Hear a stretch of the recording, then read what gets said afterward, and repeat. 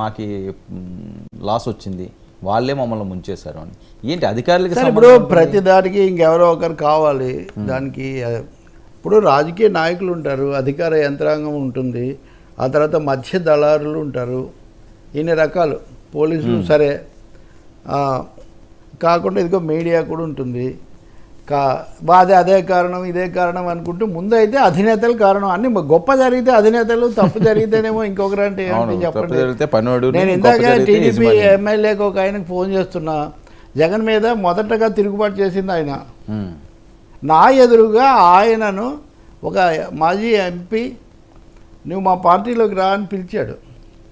నా ఎదురుగా ఇలాగే స్టూడియోలో చర్చ అయిపోయి పక్కన బయట కూర్చున్నప్పుడు, బాబు గారు రెడీగా ఉన్నారు, నువ్వు చెప్తే నేను తీసిపోతానంటే, లేదన్నా నేను జగన్తోనే ఉంటాను, నాకు రాజశేఖర రెడ్డి కూడా టికెట్ ఇవ్వలేదు, జగన్ ఇచ్చాడు, నేను 2 సార్లు అయ్యాను అని ఆయన చెప్పాడు.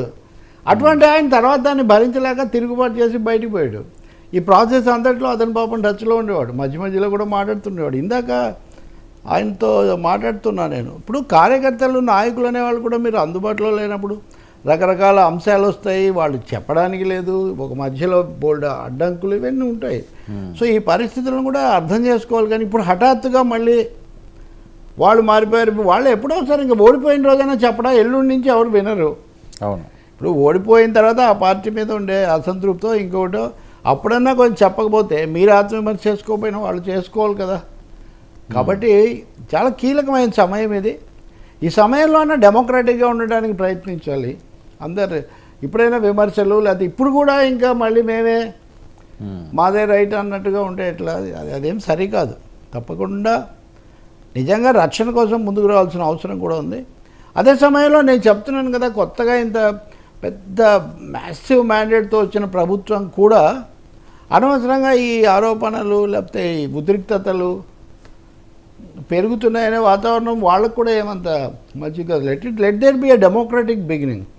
ప్రజాస్వామ్య ప్రారంభం జరగడం చాలా మంచిది. సార్ అప్పుడు తప్ప ఇప్పుడు తప్ప. ఓకే, రాజకీయ నాయకులు ఇంక వీళ్ళ చేతుల్లో పోలీస్ శాఖలు ఇవి ఇంకా కీలుబొమ్మలుగా ఉండాల్సిందేనా? ఈ రకంగా ఏం చేస్తాం సార్, మన దేశంలో వ్యవస్థలు అట్లున్నాయి. ఇప్పుడు మోదీ గారికి పూర్తి మెజారిటీ రాలేదంటే దేశంలో ఎలాంటి మార్పులు రావచ్చు అని ఇప్పుడు చర్చలు చేస్తున్నారు. జాతీయ స్థాయిలో ఆలోచనలు, లెక్కలు అంతా మోడీత్వనే, హిందుత్వ కంటే కూడా మోడీత్వ చాలా ఎక్కువైపోయిన పరిస్థితి నుంచి ఒకసారి ఆయనకు మెజారిటీ రాలేదు. ఒకే పెద్ద పార్టీగా ఉంది. ఒకటే తేడా ఇండియాకు ఎన్డీఏకు. ఎన్డీఏలో 80% బీజేపీ దగ్గర ఉన్నాయి, 20% ఇతరుల దగ్గర ఉంటే ఆ ప్రభుత్వం ఏర్పడుతుంది. ఇండియాలో ఒక 40% కాంగ్రెస్, 60% ఇతర పార్టీలు, ప్లూరల్, ఒక బహుళత్వం అనేది అక్కడ ఉంది.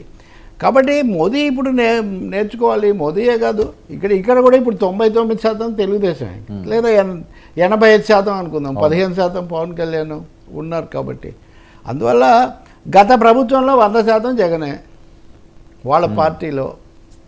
కాబట్టి మీరు అన్నట్టుగా ఇంత తీవ్రమైంది అంటే అప్పుడు ఓటింగ్ పర్సెంటేజ్ అవన్నీ లెక్కేస్తే ఇప్పుడు ఒక 10 స్థానాల్లో మీకు ఆశ్చర్యకరమైన విషయం చెప్తాను. 10 స్థానాల్లో కాంగ్రెస్ కారణంగా వైసీపీ ఓడిపోయింది. 10 స్థానాలు కనీసం, అది మినిమం. ఇంకా ఒక 3-4 కూడా కలపవచ్చు మీరు. అంటే కాంగ్రెస్ షర్మిల పోటీ ఎవరికి మేలు చేస్తుంది, ఎవరికి ఇట్లా లెక్క చర్చలు చాలా జరిగాయి కదా. చాలా స్పష్టంగా 10-12 స్థానాల్లో పోయేసరికి 23, లేకపోతే ఆ 10 కూడా వచ్చాయనుకోండి 12. వీళ్ళకి కూడా తెలుగుదేశం లాగా అప్పుడే అటు తీర్పు ఇచ్చారు ప్రజలు, ఇప్పుడు ఇటు తీర్పు ఇచ్చారు అన్నది కూడా. పవన్ కళ్యాణ్ విషయం కూడా అంతే. గతసారి పవన్ కళ్యాణ్ చీల్చిన 6% ఓట్లు జగన్కు 30 సీట్లు ఎక్కువ రావడానికి కారణమైనవి. ఇప్పుడు ఆ సీట్లు ఇటువైపే ఉన్నాయి. ఓకే, చాలా సింపుల్ లాజిక్ అన్నమాట. ప్రజల తీర్పులో కానీ వాళ్ళ స్పందనలో కానీ పెద్ద మార్పు ఏం లేదు. వాళ్ళు తప్పు చేస్తుంది ప్రభుత్వం అనుకున్నారు, మార్చారు. రెండో, దక్షిణ భారతంలో ఒక పార్టీకి ఇంకో పార్టీకి మార్చే ఒక వరవడి తమిళనాడులో ఉండింది, కేరళలో ఉండింది,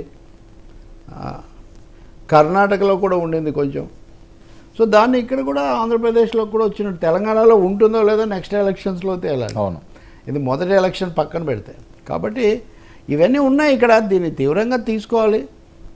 వాళ్ళు కార్యకర్తలతో నిలబడాలి, వీళ్ళు కూడా వాళ్ళ కార్యకర్తలు లేకపోతే ఎక్కడైనా తొందరపాట్లు ఎక్కడున్నాయో పోలీసు వ్యవస్థ ముందు ఎవరుంటే వాళ్ళు. ఇప్పుడు చంద్రబాబు నాయుడు విశ్వాసం పొంది పోలీస్ బాస్గానో లేకపోతే కీ సమన్వయకర్తగా ఎవరున్నారో వాళ్ళు ఈ పని చేయడం చాలా మంచిది. ప్రశాంతత రావాలి అన్నదే ప్రధానమైన